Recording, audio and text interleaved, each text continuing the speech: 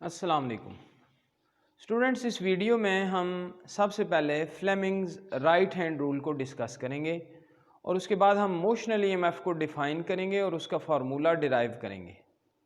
तो सबसे पहले हमें यह देखना है कि फ्लेमिंग्स राइट हैंड रूल हम कैसे अप्लाई करते हैं और इसको अप्लाई करने का मकसद क्या है। जिस केस में मोशन ऑफ कंडक्टर की वजह से ईएमएफ इंड्यूस हो रही हो, उस केस में डायरेक्शन ऑफ इंड्यूस्ड करंट हम फाइंड कर सकते हैं using Fleming's right hand rule. तो उस मकसद के लिए हमें क्या करना है कि हमें अपने राइट हैंड का थंब, इंडेक्स फिंगर और middle finger mutually perpendicular stretch करनी है और हम अकॉर्डिंग टू सिचुएशन एडजस्टमेंट्स इस तरह करेंगे कि थंब जो है ये direction of motion of conductor के लॉन्ग होना चाहिए, index finger should be in the direction of magnetic field, तो हमें जो मिडल फिंगर है ये डायरेक्शन ऑफ इंड्यूस्ड करंट बताएगी। तो स्टूडेंट्स आपने ये बात जहन में रखनी है कि जो फ्लेमिंग्स राइट हैंड रूल है इसे हम अप्लाई करके direction of induced current find कर सकते हैं इन केस कि जो ईएमएफ है वो प्रोड्यूस हो रही हो due to motion of conductor in magnetic field. तो फ्लेमिंग्स राइट हैंड रूल की मदद से हम direction of induced current determine कर सकते हैं। तो फर्स्ट पॉइंट इज कि it is used to determine direction of induced current, direction of induced current. तो नेक्स्ट थिंग आपको इसमें यह बतानी है कि आप इसे अप्लाई कैसे करेंगे। तो इस मकसद के लिए आपने अपने राइट हैंड को यूज़ करना है और उसका थंब, इंडेक्स फिंगर और middle finger mutually perpendicular stretch करनी है। तो stretch thumb, index finger and middle finger of your right hand किस तरह आपने स्ट्रेच करनी है, म्यूचुअली परपेंडिकुलर, यानी इस तरह के ये आपस में परपेंडिकुलर हों। और उसके बाद आपने एडजस्टमेंट्स किस तरह करनी है कि thumb of right hand should be along motion of conductor and your index finger will point in the direction of magnetic field। तो इस केस में जो मिडल फिंगर होगी वो आपको डायरेक्शन ऑफ इंड्यूस्ड करंट बताएगी। Middle finger will indicate direction of induced current।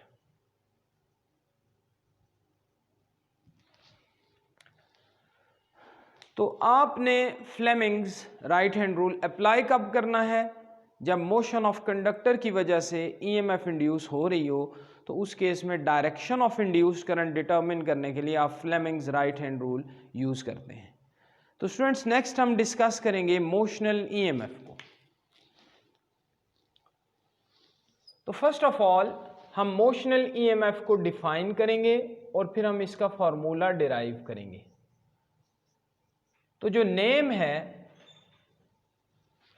ये हमें इंडिकेट कर रहा है कि मोशनल ईएमएफ क्या है। तो मोशनल ईएमएफ यानी ये जो वर्ड है ये मोशन से निकला है।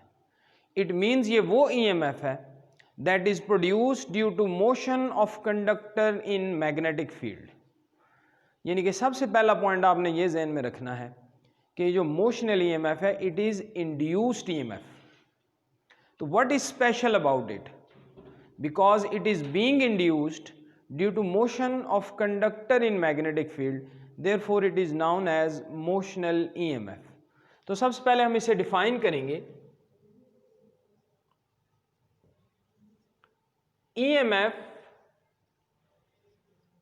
induced due to motion of conductor in magnetic field।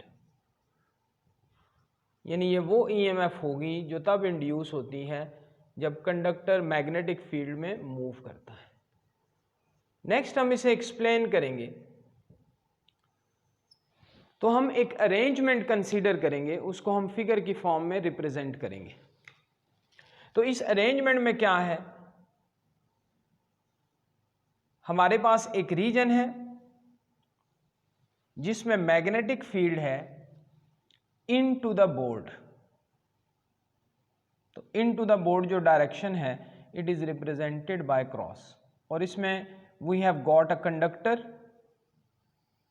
जो कि हम मूव करवा सकते हैं। तो आप देख रहे हैं कि ये जो साइड है, ये जो लूप है, ये जो क्लोज्ड पाथ है, इसे हम रिप्रेजेंट करेंगे ए बी सी डी। तो जब हम इस कंडक्टर को मूव करेंगे मैग्नेटिक फील्ड में, तो what will happen, this is external force that is being applied to move the conductor।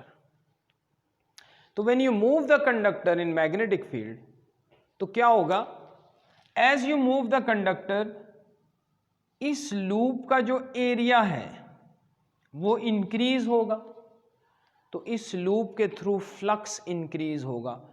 और आपको जैसे पहले से पता है कि जो फ्लक्स है उसके चेंज होने से ईएमएफ इंड्यूस होती है। तो यहाँ भी ऐसा ही होगा कि जब आप रॉड को मूव करेंगे तो इस मोशन ऑफ रॉड की वजह से इस लूप के थ्रू फ्लक्स इंक्रीज होगा और इस रॉड के एंड्स के क्रॉस एक ईएमएफ इंड्यूस होगी जिसे हम कहते हैं motional EMF. When rod is moved, flux through the loop A B C D A increases या changes। इस केस में इंक्रीज हो रहा है because you are moving rod in this direction, लेकिन अगर आप रॉड को बैकवर्ड्स भी मूव करते तो फिर भी फ्लक्स चेंज होता, लेकिन उस केस में डिक्रीज होता। Sorry. Hence, EMF is induced across the rod। अब जब EMF इंड्यूस होगी तो इस रॉड में करंट फ्लो करेगा। तो ये स्टूडेंट्स आपने स्टेप बाय स्टेप पॉइंट्स ध्यान में रखने। फर्स्ट ऑफ ऑल हमने ये कहा कि जब हम रॉड को मूव करेंगे तो फ्लक्स चेंज होगा और EMF इंड्यूस होगी। तो नेक्स्ट थिंग कि जब EMF इंड्यूस होगी तो इस लूप में करंट किस डायरेक्शन में फ्लो करेगा। तो जैसे हम स्टार्ट में देख चुके हैं कि direction of induce current find करने के लिए हम Fleming's right hand rule use करेंगे। तो फ्लेमिंग्स राइट हैंड रूल हम यहां पर कैसे अप्लाई करेंगे, हमें ये बात पता है कि conductor is moving in this direction और magnetic field in this case is into the board. So first of all हमें अपने राइट हैंड का थंब, इंडेक्स फिंगर और मिडल फिंगर ये म्यूचुअली परपेंडिकुलर स्ट्रेच करने हैं। Now we have to adjust thumb in the direction of motion of conductor, index finger should be in the direction of magnetic field, और जो हमारी middle finger होगी ये हमें डायरेक्शन ऑफ इंड्यूस्ड करंट बताएगी। तो अब इस केस में ये सिचुएशन क्रिएट हो रही है। तो स्टूडेंट्स यू कैन सी कि जो थंब है ये direction of motion of conductor के लॉन्ग है, और जो मेरी इंडेक्स फिंगर है इट इज पॉइंटिंग इनवर्ड्स, यानी ये डायरेक्शन ऑफ मैग्नेटिक फील्ड के लॉन्ग है। तो जो मिडल फिंगर है it is indicating direction of induced current. तो induced current will flow from A to B. तो this is direction of induced current. तो यहां हम लिखेंगे according to Fleming's right hand rule induced current will flow from A to B, will flow from A to B। अब एक और बड़ा important concept है कि जब इंड्यूस करंट फ्लो करता है तो वो हमेशा अपनी कॉज को अपोज करता है। This is Lenz's law. तो in this case induce current अपनी कॉज को कैसे अपोज करेगा? तो सबसे पहले हमें देखना है कि what is cause of induced current. तो cause of induced current is motion of rod, और रॉड मूव कर रहा है इस फोर्स की वजह से। तो जब रॉड में इंड्यूस्ड करंट फ्लो करना शुरू होगा तो this rod will behave as current carrying conductor in magnetic field. अब ये रॉड वैसे ही बिहेव कर रहा है जैसे कि आप किसी करंट कैरिंग कंडक्टर को मैग्नेटिक फील्ड में प्लेस कर दें। और एज यू नो, जो करंट कैरिंग कंडक्टर है इन magnetic field, it will experience a force which is ILB। तो इट मीन्स कि इंड्यूस करंट की वजह से एक और फोर्स जनरेट होगी, और वो force according to Lenz's law external force के ऑपोजिट होनी चाहिए, क्योंकि induce current will always act to oppose its cause. तो इस केस में जो इंड्यूस करंट की डायरेक्शन है, तो मैग्नेटिक फोर्स का जो फॉर्मूला है उसकी वेक्टर फॉर्म अगर हम लिखें तो वो है IL क्रॉस B। तो आप देख सकते हैं कि अगर मैं लेंथ के लॉन्ग फिंगर्स को प्लेस करूं क्रॉस B, तो जो फोर्स की डायरेक्शन है वो एक्सटर्नल फोर्स के ऑपोजिट है। और अगर हम ये रूल अप्लाई नहीं भी करते तो हमें लेंज़ेस लॉ पहले से ही ये बता रहा है कि इंड्यूस्ड करंट की वजह से जो फोर्स होगी वो एक्सटर्नल फोर्स के ऑपोजिट एक्ट करना चाहिए। इट मीन्स कि जो मैग्नेटिक फोर्स है that is now produced due to flow of induced current, it will act opposite to external force। तो इंड्यूस करंट की वजह से एक फोर्स डेवलप हुई है जो एक्सटर्नल फोर्स के ऑपोजिट एक्ट करेगी, और इस फोर्स का जो मैग्नीट्यूड है वो होगा ILB। अब दो फोर्सेस हैं, one is external force that is being used to move the rod, and other is ILB, the force which is produced due to induced current.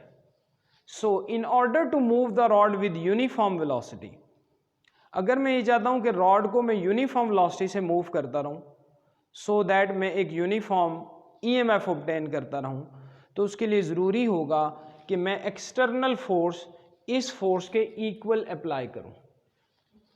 तो to move the rod with uniform velocity, external force must be equal to magnetic force. तो next step में हम यही बात discuss करेंगे, to move the rod with uniform velocity. अगर हम rod को यूनिफॉर्म वेलोसिटी से मूव करना चाह रहे हैं तो external force should be equal to magnetic force. तो ये केस होगा तब नेट फोर्स जीरो होगी और रॉड कांस्टेंट वेलोसिटी से मूव करेगा। तो external force in this case हमें कितनी अप्लाई करनी पड़ेगी, जितनी मैग्नेटिक फोर्स है ILB। अब जब हम एक्सटर्नल फोर्स को फॉर्मुलेट कर चुके हैं कि वो ILB के इक्वल होनी चाहिए, नेक्स्ट हम ये देखेंगे कि रॉड को मूव करने के लिए हमें इनपुट मैकेनिकल पावर कितनी अप्लाई करनी पड़ रही है। Input mechanical power, why this is input, क्योंकि हम मैकेनिकली वर्क करके रॉड को मूव करेंगे तो एज आउटपुट हमें इलेक्ट्रिसिटी मिलेगी। तो इनपुट मैकेनिकल पावर का फॉर्मूला क्या होगा, एक्सटर्नल फोर्स जो हम अप्लाई कर रहे हैं इनटू वेलोसिटी ऑफ रॉड। ये फॉर्मूला आप पहले से जानते हैं, power is equal to force into velocity. External force की वैल्यू हम यहां पुट कर देंगे, इट इज ILB। ये एक्सटर्नल फोर्स की वैल्यू मैंने यहां सब्सटीट्यूट की है इनटू V। तो this is input power which is being applied to move the rod with uniform velocity. और इस मोशन का रिजल्ट क्या है कि हम EMF ऑब्टेन कर रहे हैं, हम इलेक्ट्रिकल एनर्जी ऑब्टेन कर रहे हैं एज आउटपुट। तो नेक्स्ट हम देखेंगे कि आउटपुट इलेक्ट्रिकल पावर हम कितनी ऑब्टेन कर रहे हैं। तो electrical power can be written as V potential difference into current I। इस केस में जो पोटेंशियल डिफरेंस प्रोड्यूस हो रहा है उसे हम इंड्यूस्ड EMF या मोशनल EMF कह रहे हैं, और उसे हम कैसे रिप्रेजेंट करेंगे, output electrical power is EMF into current. तो यहां VI है, तो यह भी पोटेंशियल डिफरेंस है, ये EMF है, इसलिए हम इसे इससे रिप्रेजेंट कर रहे हैं। तो output electrical power is EI। Now law of conservation of energy हमें क्या कहता है कि output power should be equal to input power. Input mechanical power should be equal to output electrical power. तो फाइनली हम ये output power should be equal to input mechanical power. What is output power, EI, और input power क्या है, ILB into V। I and I gets cancel out, तो जो induced EMF है वो आप पास किसके इक्वल आ जाएगी, VBL। लास्ट जो हम पॉइंट डिस्कस करेंगे कि यहां पर हम रॉड को मूव कर रहे थे परपेंडिकुलर टू मैग्नेटिक फील्ड। तो this was the direction of motion of the rod and magnetic field was inward. तो ये परपेंडिकुलर मूव कर रहे थे। अगर हम कंडक्टर को किसी एंगल थीटा पर मूव करें विद मैग्नेटिक फील्ड, तो उस केस में इस फॉर्मूला में साइन ऑफ थीटा जो है वो इंट्रोड्यूस हो जाएगा। इफ कंडक्टर इज मूव्ड, अगर हम कंडक्टर को मूव करें at angle theta with magnetic field, then तो फिर यहां पर हम इंट्रोड्यूस करेंगे sine of theta, VBL sine of theta. तो this is formula for motional EMF। तो स्टूडेंट्स, इन नेक्स्ट लेक्चर हम डिस्कस करेंगे ऑल्टरनेटिंग करंट जनरेटर को। Thank you.